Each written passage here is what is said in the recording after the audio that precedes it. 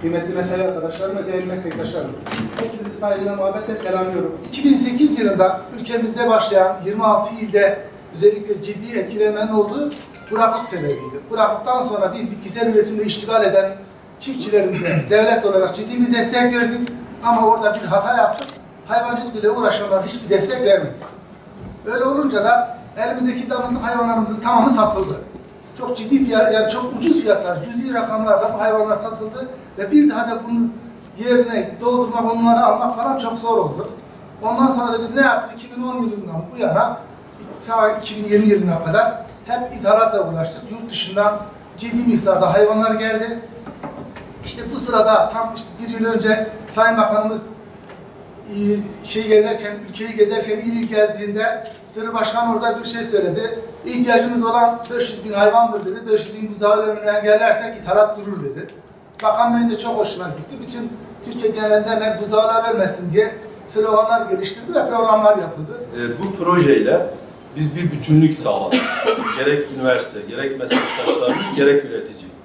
Malumunuz birçok yerde üretici birlikleri, meslektaşlarımızla işte çekişmeler içerisine girerken aslında bizim birbirimize ne kadar ihtiyacımız olduğunu bu tür projelerle de ortaya koymak istedik. Bir nevi bu da işin diğer bir kısmı. Şimdi projemizde şunlar var. Biz Adıyaman'daki bütün serbest hekimlerle ortak üniversitedeki hocalarımızın bilgilendirmesi dahilinde bir çalışma yapacağız. Bu çalışmada sahadaki hastalık teşhisiyle ilgili elinizi de güçlendireceğiz. Hem bizler hayvanlarımızın ölüm sebebini öğrenirken hocalarımız bölgedeki hastalıklarla ilgili araştırma ve bilgilerini tazelerken sizler de hastalık teşhis üzerindeki teşhis elinizi güçlendirmiş olacaksınız.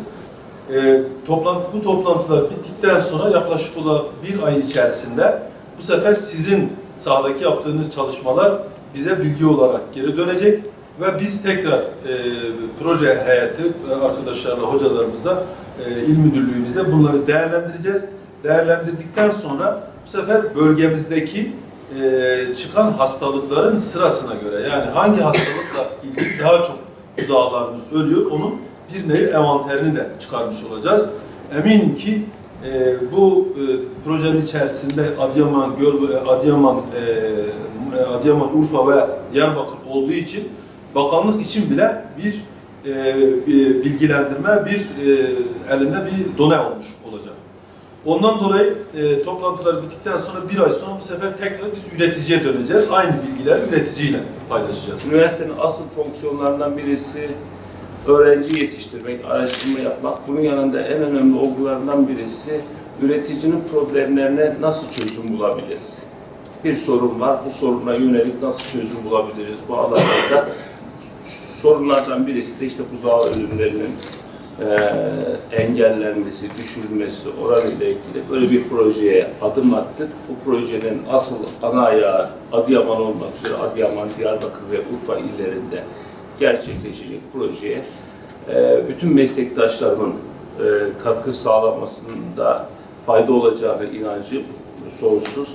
Burada işin çoğu meslektaşlarımıza düşüyor. Biliyoruz ki buzağı hastalıkları, evet, Sırrı Bey'in de Bakan Bey ilettiği gibi eğer 500.000 hayvanı kurtarsak gerçekten biz hayvan ithalatına gerek kalmayacak.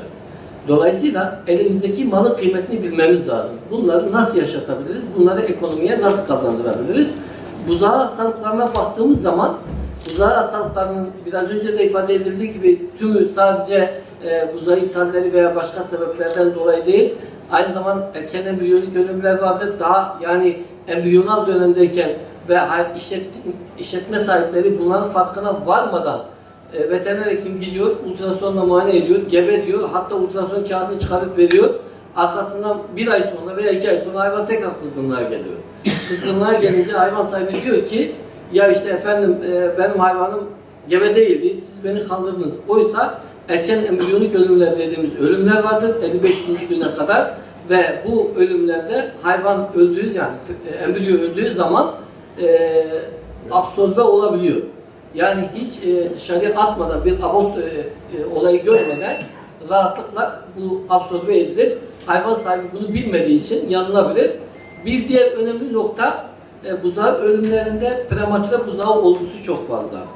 Yani erken ölümler stresin artmasıyla, beslenme şartlarının değişmesiyle, özellikle kapalı alanlarda hayvanların barındırılması ve bu barındırılmayla birlikte onlara bakan çiftçilerin veya elemanların bu konuda yeterli bilgiye sahip olamaması, kayıt sisteminin olmaması.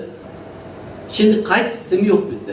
Hakikaten kayıt sistemi yok. Eğer işletmelerde kayıt sistemi olsa o zaman bu problemlerle karşı karşıya kalmayız. Birincisi, en büyük eksikliklerimizden biri bu işle uğraşan elemanların bilgi konusunda, bilgi bakımında yetersiz olması ve bu projeyle de zaten amacımız biraz da buna katkı sağlamak, bu yetiştiricileri bu konuda bilgilendirmek. İkincisi, hekimlerimize buzağı ölümleri karşısında neler yapabileceğini ve tedavide nasıl farklı